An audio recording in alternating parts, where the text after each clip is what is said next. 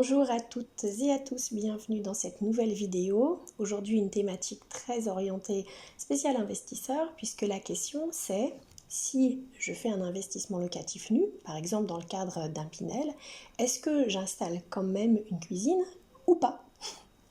Alors, rien ne vous y oblige. En réalité, quand on fait de l'investissement nu, le locataire vient avec ses affaires. Il faut quand même que l'appartement soit habitable, donc il faut qu'il y ait des WC, un point d'eau, etc., etc. Mais vous n'êtes pas du tout obligé d'installer des meubles et de l'électroménager. Donc, lui, le locataire ou les locataires peuvent le faire, mais dans ce cas-là, d'abord, vous n'aurez probablement pas voix au chapitre. Et puis ensuite, quand ils vont partir, eh bien, ils ont le droit de partir avec les meubles et l'électroménager. Alors bien sûr, entre-temps, vous aurez pu négocier un rachat, mais rien ne les y oblige. Donc si ils n'ont pas négocié et pas accepté ce rachat, ils peuvent partir avec les meubles électroménagers. Je vous conseille donc de faire un état des lieux extrêmement précis de l'état des murs, du carrelage et des tuyaux, parce que l'enlèvement d'une cuisine équipée, c'est souvent source de conflits.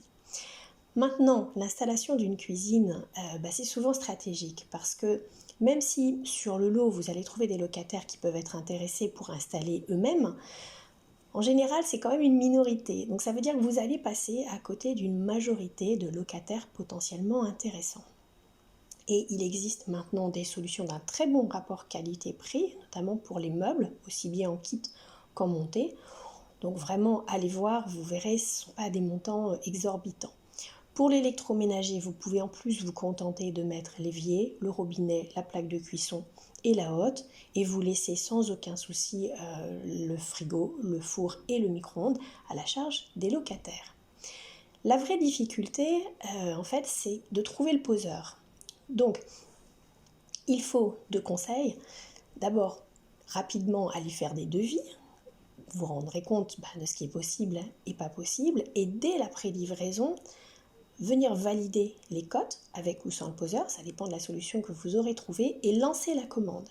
Et lancer la commande sur un modèle de cuisine, de meubles, avec des délais de fabrication courts, parce qu'en général, la livraison, elle se fait environ, la livraison de l'appartement environ un mois plus tard.